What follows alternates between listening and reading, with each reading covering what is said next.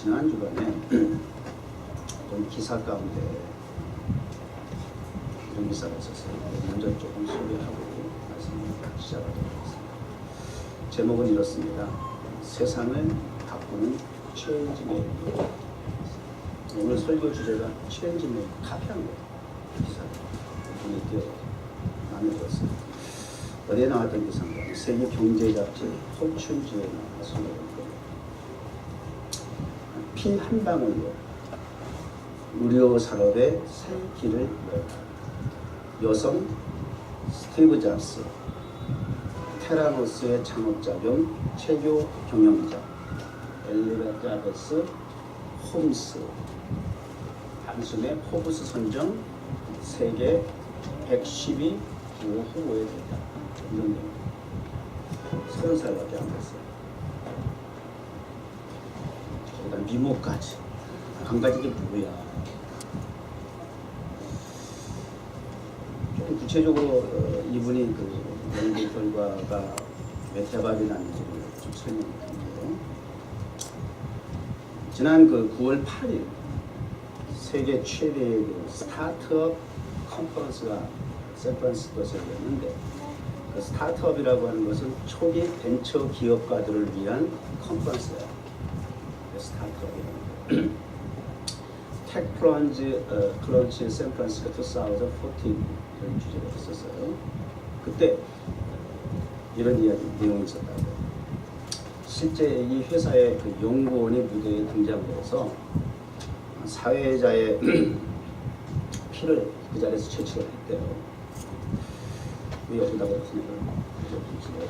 채취를 했대요. 작은 전자침으로 손가락을 살짝 찔렀대요. 저도 여기 손가락 성한 데가 없어요. 아주 빵꾸나고 당뇨 체크하고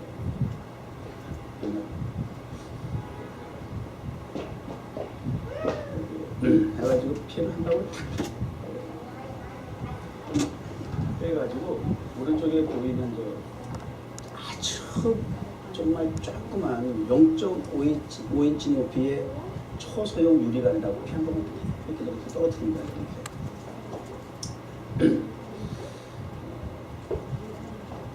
이 혈액을 저 조그만 그 용량의 혈액을 가지고 적게는 70대, 그 다음에 많게는 200회 정도의 혈액 검사를 통해서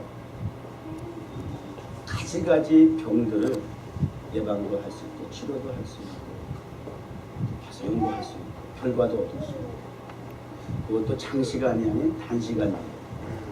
뭐 이런 이야기예요.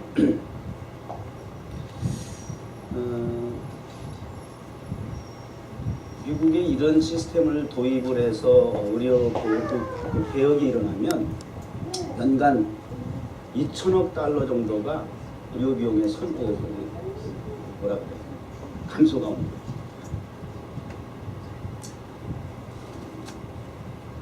그리고 이 회사를 창업한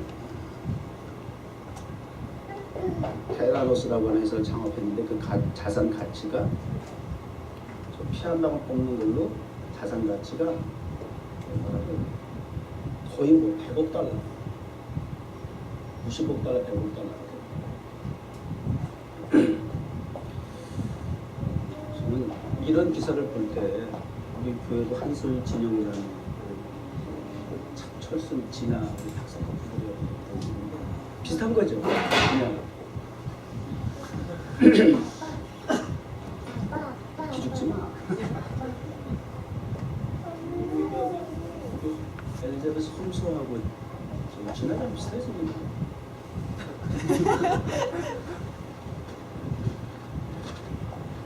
여기는 박사 코스들이 있어요. 연구원에서 의약품들을 연구하고. 아니 이런 기사를 보면 자꾸 우리 젊은 여러분들이 부모들이 그렇게 연상이 됐다. 하나님께서 좀 축복해 주셨으면 좋겠다. 좀 부담스럽죠? 부담스러워하지 마세요. 왜 남이 하는 걸 나는 못하나? 그건 아니고요.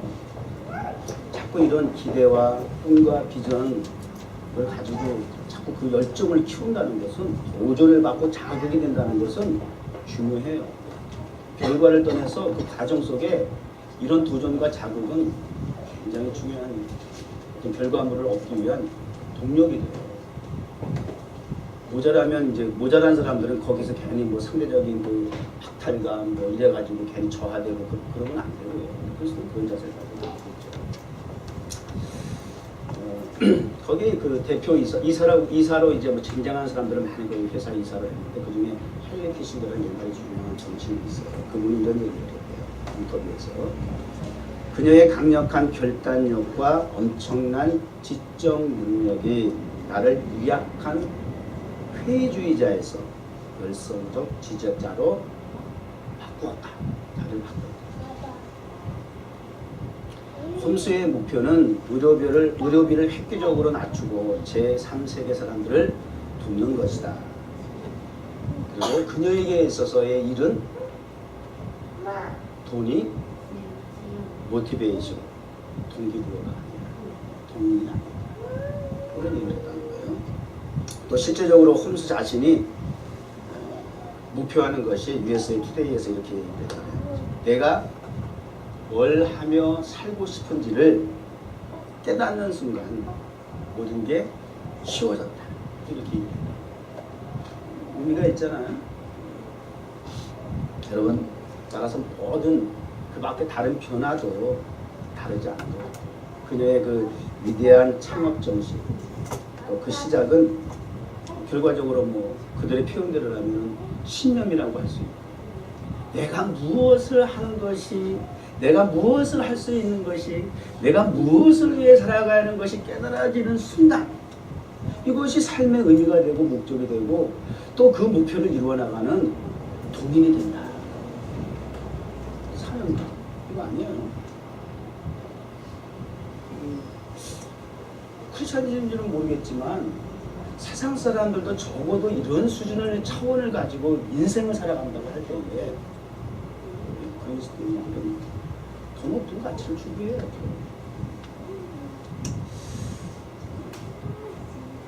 또 제가 책 한 권 소개할게요.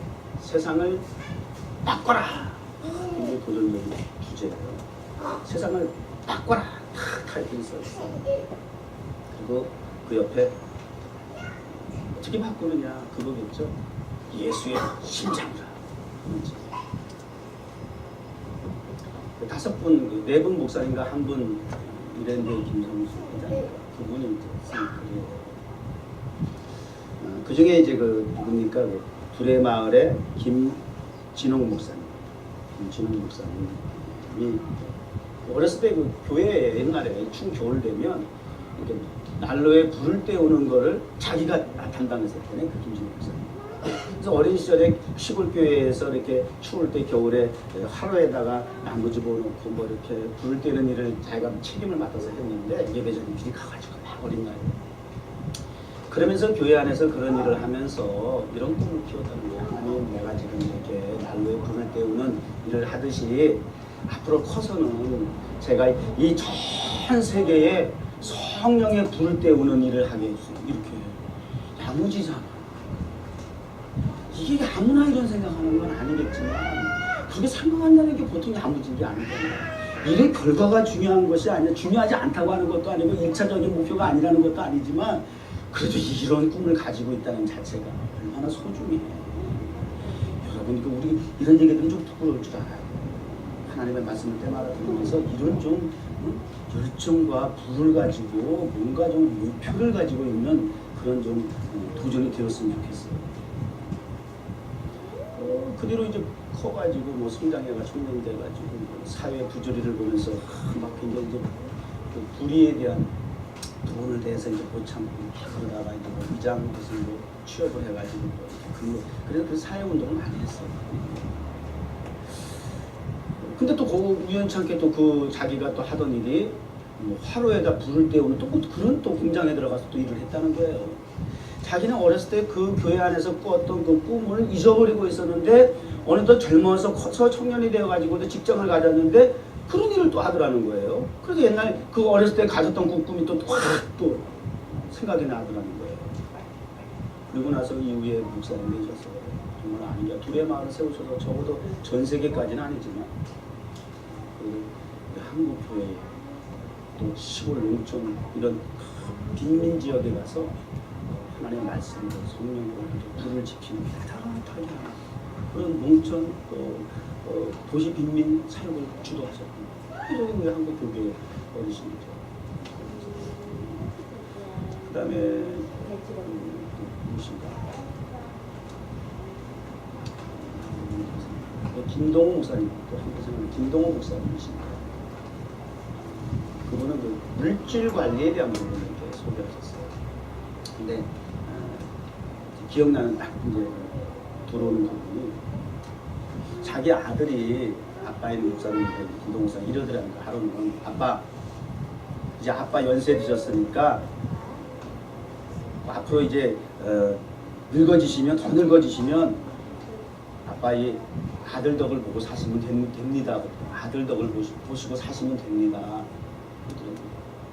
저는 아버지 입장에서 아들이 아빠 이제 늙으면 아들 덕 보고 사세요 그런 말이 너무 감동이 되더라는 거예요. 아들 키우는 보람이 이런 거구나. 아들 덕을 보고 살 아들 덕을 보고 살 그런 뭐 생각을 가지고 아들을 무슨 키운 건 아니지만 아들에게서 그래도 부모의 은혜를 알고 아빠 나중에 늙으면 아들 덕 보고 사세요 그랬다는 것이 그렇게 좋더라는 거야. 저도 기회만 있으면 우리 제프리한테 제프리 뭐 반드시 성공해서 우리 엄마 아빠 집 사주고 저기 누구 누나같이 그렇게 부모님에게 잘해야 돼. 기회만 있으면 이렇게 교육을 시켜요. 하루는 이렇게 한참 몇 번은 듣더니 한 번은 연구하더니 고민이 좀 됐던지 뭐라고 또 계산적인 얘기 좀 하더라고. 어쨌든 아들 덕 보고 나도 살랍니다. 근데 그 목사님 하시는 얘기는 아들이 아빠에게 이 한마디 가지고 그렇게 행복하게 할 수 있었다라고 한다면 목사님이니까 벌써 생각이 그렇잖아. 적용하는 것이 우리가 하나님의 아들의 입장에서 하나님 아버지에게 좀 맨날 달라 그러고 말이지 그런 차원에서 늘 아빠한테 때만 쓰지 말고 기대하는 걸로 만족하지 말고 우리가 하나님 앞에 하나님 아버지 이제는 아들 덕 보고 사세요 이렇게 좀 기도하고 우리 신앙생활 하면 어떨까 그런 생각이 들더라. 그러면 우리 하나님 아버지가 얼마나 좋아하실까 이런 맥락에서 글을 쓰셨고 또 그런 의미에서 그분 이야기는 또 변화를 주도해 나가야 할 하나님의 교회가 또 하나님의 사람들이 변화를 주도하려면 먼저 자신의 주머니부터 열어줄 줄 알아야 된다. 그런 얘기 물질과는 가지고 그런 주를 얘기하셨어요. 그래서 한 기업을 세우는데도 요즘은 수조 원이 들어가고 자동차 한 대를 개발하는데도 수천억이 들어간다네.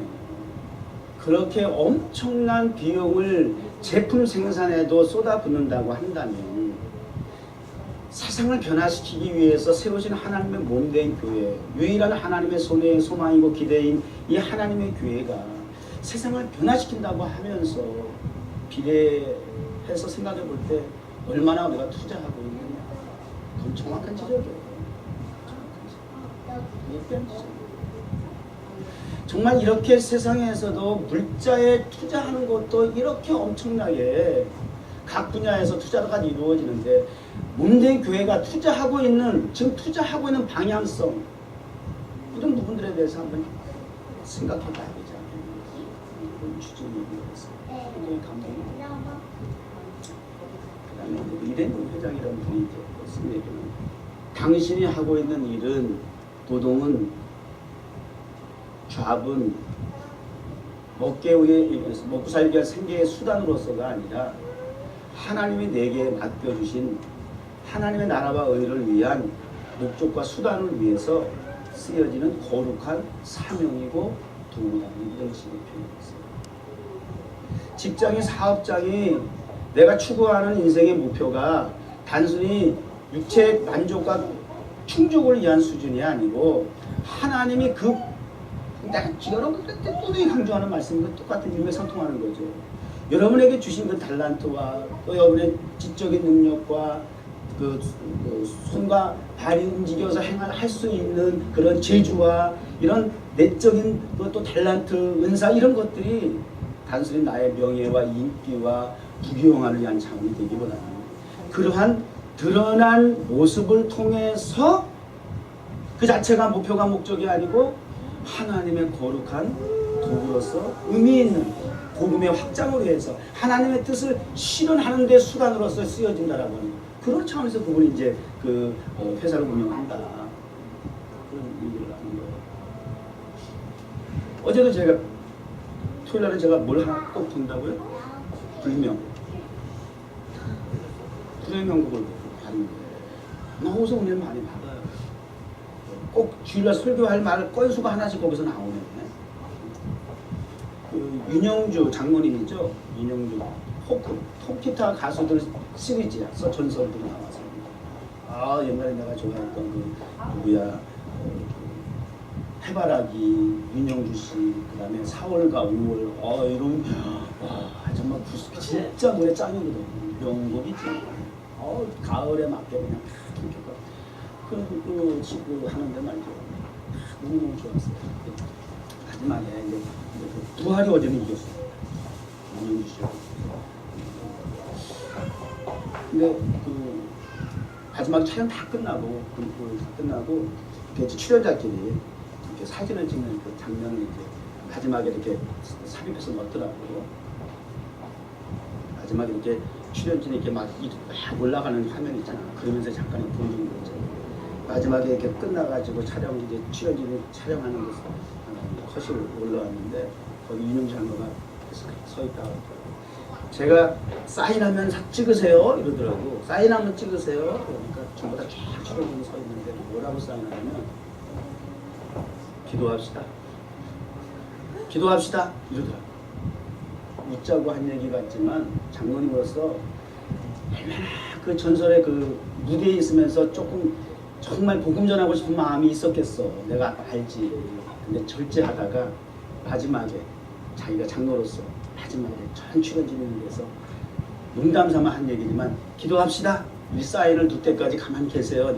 무슨 사인인가 하더니 기도합시다 하는데 그게 정말 정물이 오듯이 참 깨운 거잖아. 깨우는 거. 단 한마디지만 뭔가 딱 전달되는 게 있잖아. 전 출연진. 그런 걸 보면서 무대 위에 뭐 배우, 가수 이런 사람들의 그 말 한마디의 영향력도 굉장히 중요한데 그런 사람들이 무대에 올라서서 그런 하나님의 나라에 대해서 깨알이라도 홍보할 수 있는 그런 찬스를 주기 위해서는 제작자가 참 필요해요. 감독이 필요해요. 그리고 글 쓰는 작가가 굉장히 중요해요. 저는 문화사역에 대한 어떤 비전을 갖고 있는 입장에서 그런 걸 보면서 그런 경우가 이런 것까지. 그래서 타임스퀘어 극장식 성전을 봉헌해야 할 이유 중에 하나가 바로 그런 부분이에요. 그렇게 역할을 할 수 있는 사람들을 자꾸 세워가지고 그냥 전체가 아니더라도 그렇게 깨알 홍보하듯이라도 탁탁 던지는 그 멘트 하는 거 얼마나 센지 아세요? 강력하다고 느끼는 바가 다르다고. 그런 부분에 대해서 그런 깨달음이 있었고요. 어쨌든 이런 얘기들을 제가 기사를 통해서 책을 통해서 방송을 통해서 이렇게 접하면서 다시 한번 우리 교회가 세상에 피스메이커란 말은 많이 하지만 이 체인지 메이커라고 하는 차원에서도 굉장히 생각해보고 뭐 그동안도 누누이 뭐 말씀을 전하지 않은 건 아닙니다만은 다시 한번 이 엘리자베스 홈스라는 여자를 통해서 체인지 메이커로서의 그 교회의 모습, 나의 모습을 한 번 정도 돌아보는 시간을 좀 가졌으면 좋겠다 하는 생각을 하게 됩니다. 물어볼까요? 세상을 변화시켜야죠. 세상을 변화시켜야죠. 네. 누가?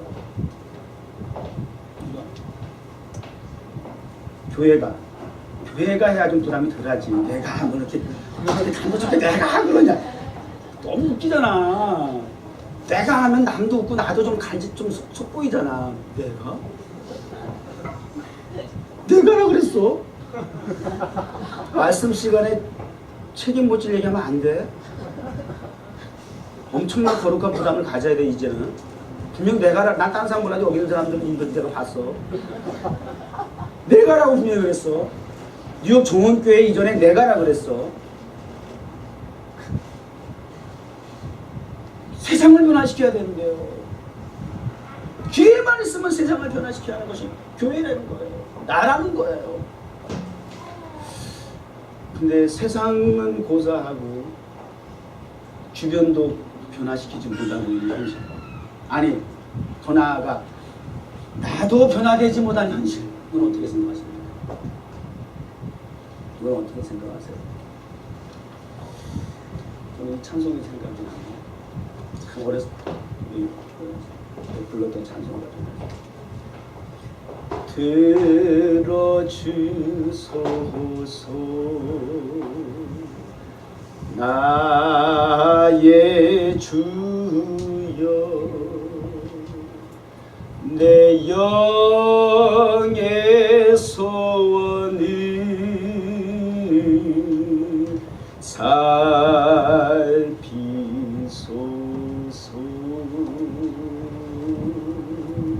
주가 주신 나의 이 생명 저 뜻대로 이끄사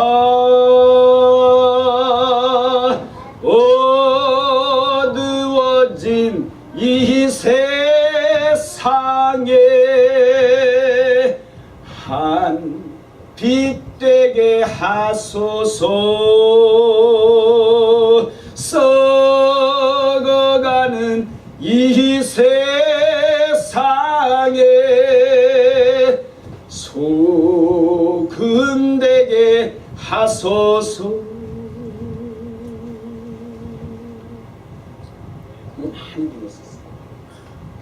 신학교에서 삶의 일점을 가질 때 주여 들어주시옵소서. 주님 앞에 바쳐지기를 원합니다. 내게 주신 이 생명, 나를 통해서 이루실 부르심의 소명과 사명을 감당하는 썩어져가고 어두워가는 이 세상 가운데 그 세상을 변화시킬 수 있도록 어둠의 세상이 하나님의 광명한 빛으로 충만한 세상이 되게 하시고 썩어가는 부패한 세상이 복음으로 진리로 예수의 이름으로 소생되고 회생이 되고 회복이 되는 영생케 되는 건강한 세계가 이루어지게 하여 주옵소서. 나를 쓰시옵소서. 나의 이 생명 죽게 드립니다. 아까 아멘 나여 했던 사람들은 이 찬송 계속 부르다. 기회 있을 때마다 찍어서 얘기할 거예요.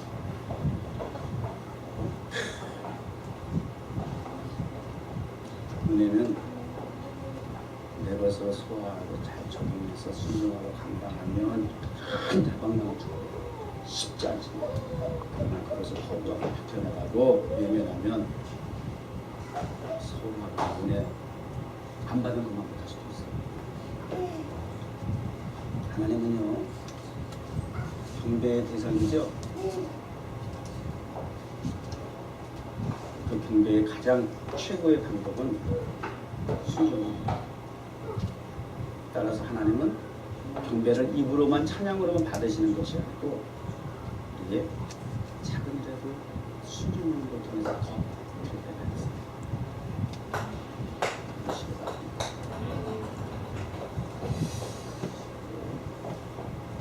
여러분 그 순경의 시인이라고 아시죠? 순경을 해야 되는 태 중에 있는 그 성령, 태아 있을 때 그 우리가 실수인지 어쨌든 간에 그 태아의 그 두뇌 가운데 소뇌가 있대요. 근데 그 소뇌가 중추신경이라네요. 전신의 신경을 관할하는 그 조직이래요. 근데 그 그 신경을 그 소뇌 그 해당하는 그 소뇌를 잘못 그 손상을 시켜가지고 태아에서부터 태어나면서 전신 마비, 뇌성 마비가 됐어요. 또 그런 불행을 가지고 태어난 사람들의 그 환경을 보면 또 가정도 찢어지게 쉽게 가는. 항상 좀 덮친데 덮치는 경우.